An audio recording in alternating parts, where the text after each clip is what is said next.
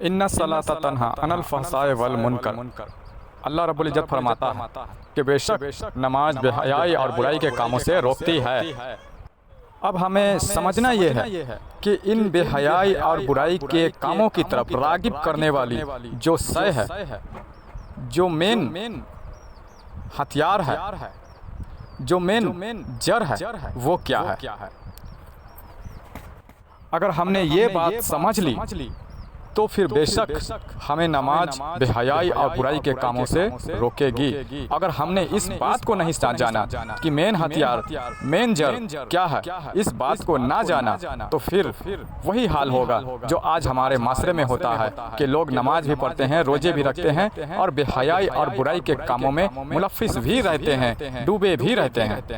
तो फिर हमें जानना यह है कि ये बेहयाई और बुराई के कामों की तरफ रागिब करने वाली जो मेन शय है, जो मेन हथियार है, जो मेन जड़ है, वो क्या है। हमें इस बात पर गौर करना होगा। तो चलिए इसके लिए हम बुखारी शरीफ की एक हदीस उठाते हैं, क्योंकि कुरान में जो कुछ भी आया उसकी रेफरेंस के लिए, उसकी हकीकत जानने के लिए हमें हदीस का सहारा लेना पड़ता है, तब हम हकीकत तक पहुंच पाते हैं और कामयाब हो पाते हैं। इसलिए चलिए तो हदीस को उठा लेते हैं। और हदीस शरीफ है बुखारी शरीफ की, ये हदीस है, ये बुखारी शरीफ की हदीस है। हदीस नंबर है 1770। हजरत अबू हुरैरा रजी अल्लाह ताला अन्हु से मरवी है, फरमाते हैं कि रसूल अल्लाह सल्लल्लाहु ताला अलैहि वसल्लम ने इरशाद फरमाया, जिसने झूठ को और झूठी बातों पर अमल करने को ना छोड़ा, अल्लाह ताला को उसका खाना पीना छोड़ने की, यूं भूखे रहकर रोजे रखने की ज़रूरत नहीं है। यानी कि जो 5 वक्त की नमाजें अदा करते हैं, रमज़ान के रोजे रखते हैं, अल्लाह को ज़रूरत ही नहीं कि वो भूखे प्यासे रहें।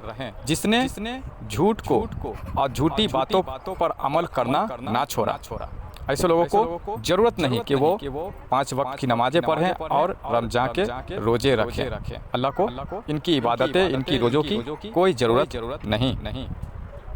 असल जो मकसद था रोजे रखने का, वो ये था कि तज़कियाए नफ्स और तब्सियाए कल्ब। जो कल्ब है ना, इंसान की दिल के जानिब एक रूह है जिसको लतीफ़ा कल्ब कहते हैं, उसका तब्सिया होना, तब्सियाए कल्ब होना। और जो लतीफ़ा नफ्स है, जो नाभि के स्थान पर, नाभि के जगह पर है जहाँ पे हम नमाज में हाथ बांधते हैं, उसी लतीफ़ा नफ्स को दाबने के लिए, उसकी शरारत को रोकने के लिए हम नमाज में हाथ को बांधते हैं नाभि के जगह पर, स्थान पर। तो उस लतीफ़ा नफ्स का तज़किया होना, ये असल मकसद था रोजे का। तब्सियाए कल्ब क्या है? तब्सियाए कल्ब ये है कि हमारे दिल में, हमारे कल्ब में जो बुराइयां भरी पड़ी है, जो कचरे भर गए हैं, जो सहवत तारी हो गई है, और जो किसी के प्रति जलन, हसद, बुग़्ज़ भर गई है, और ना जाने क्या क्या बुराइयां और दुनियावी जो ख्यालात दिलों में हमारे भरे पड़े हैं, बीवी बच्चे, कारोबार और ये दुनियादारी, ये जो दिलों में भरी हुई है, ये जितने जो भर गए हैं दिल में, कल्ब में, तो रमज़ान का महीना इसलिए अता किया गया नेमत और अमानत के तौर पे बंदे को, कि इस महीने में बंदा तब्सियाए कल्ब यानी कि अल्लाह के जिक्र के जरिए उस कल्ब में, उस दिल में नूर को इकट्ठा करे, नूर को उतारे, और अपने दिल से वो अपनी बुराइयों को, सहवत को, जलन, हसद, बुग़्ज़ को और किसी भी तरह का अदावत जो दिलों में भरा हुआ है किसी के प्रति। और दूसरी बात कि जो सजदे कर रहे हैं, तो सजदों में जो बीवी बच्चे, कारोबार को लेकर दिलों में ये सब दुनियादारी लेकर सजदे कर रहे हैं, तो ये सब चीज़ें निकाली जाए और इस दिल में अल्लाह को बसाया जाए, अल्लाह का जिक्र किया जाए, जिक्र से दिलों में नूर को पैदा किया जाए, नूर को बढ़ाया जाए। ये तब्सियाए कल्ब है।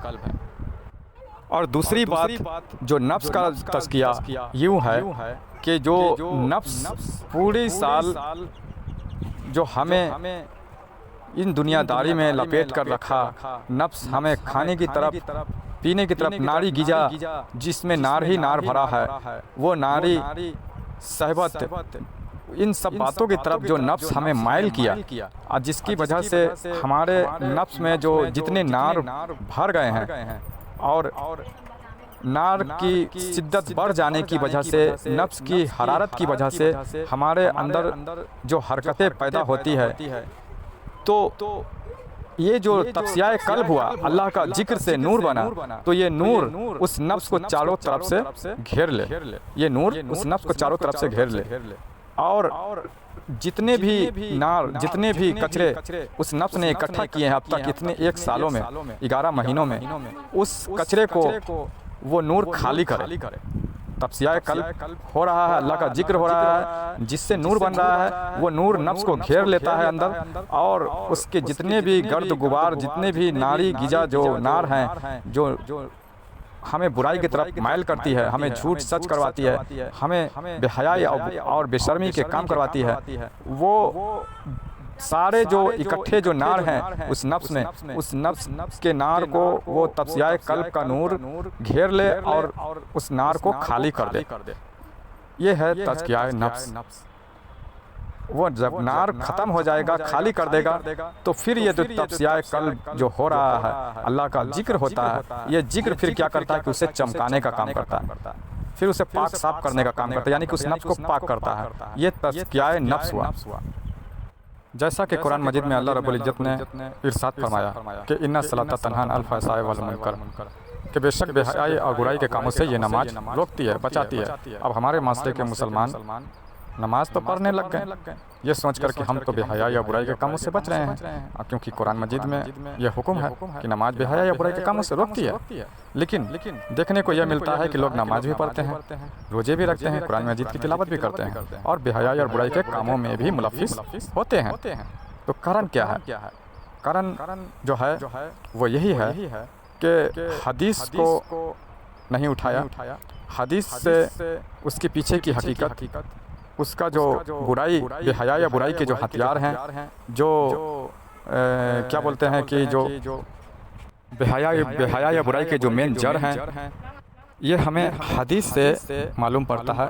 हदीस मुबारक उठाकर हमें समझना पड़ता है। तो हदीस मुबारक जब मैंने बुखारी की हदीस उठाई, तो बुखारी की हदीस में ये बात वाज़ेह हो रही है कि हज़रत अबू हुरैरा रज़ियल्लाहु तआला अन्हु फरमाते हैं कि बेहयाई और बुराई का जो मेन जड़ है, जो मेन हथियार है, वो है झूठ।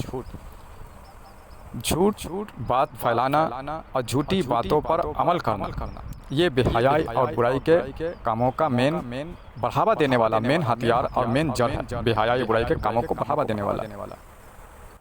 अब इस झूठ से हमें बचा कैसे जाए, इस झूठ से छुटकारा कैसे मिले, हमारे अंदर से बेहयाई और बुराई के काम भला निकले तो कैसे निकले? क्योंकि नमाज रोजे तो पढ़ रहे हैं, नमाज रोजे तो अदा कर रहे हैं, और बेहयाई और बुराई के काम भी हो रहे हैं। तो फिर और ये भी पता चल गया हदीस मुबारक के जरिए कि बेहयाई या बुराई को बढ़ावा देने वाला ये झूठ है। तो इससे बचा जाए तो कैसे बचा जाए? तो आगे अल्लाह रब्बुल इज़्ज़त ने कुरान मजीद में ही ये फरमाया कि वला ज़िक्रुल्लाहु अकबर।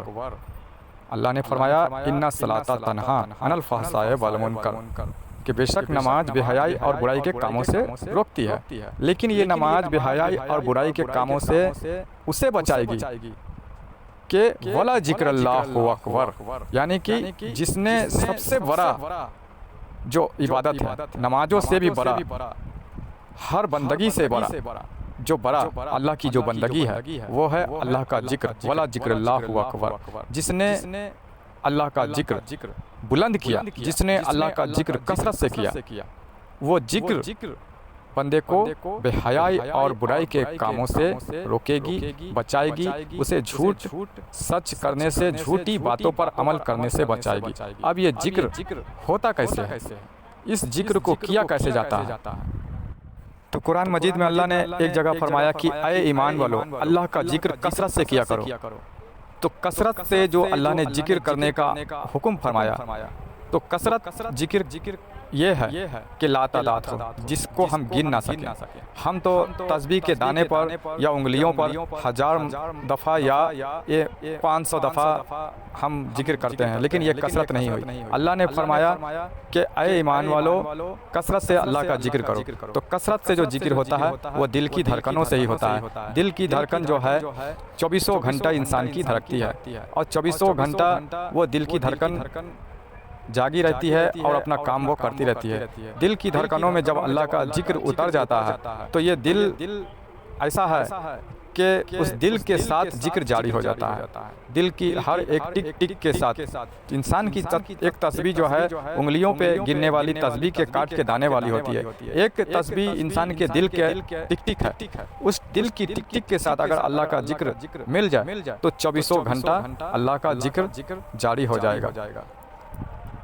हत्ता के बंदा मर भी जाएगा ना, तो सरकार गौहर शाही ने फरमाया है कि मरने के बाद भी कुछ सेकंड तक दिल धड़कता रहता है, और जब दिल में अल्लाह का जिक्र जारी हो गया तो मरने के कुछ सेकंड तक भी अल्लाह का जिक्र वो दिल करता रहेगा। और ये हुई दर हकीकत ईमान पर मौत। ये हुई कि जुबान से कलमा पढ़ने से भी अफजल दिल का कलमा पढ़ना, कि दिल अल्लाह के जिक्र करते हुए इस दुनिया से रुखसत हुआ, अल्लाह का कलाम पढ़ते हुए इस दुनिया है फानी से रुखसत हुआ। ये हुई ईमान पर मौत। ये हुई अल्लाह वालों की, ईमान वालों की रुखसती इस दुनिया से, जो जिसे अल्लाह पसंद फरमाता है।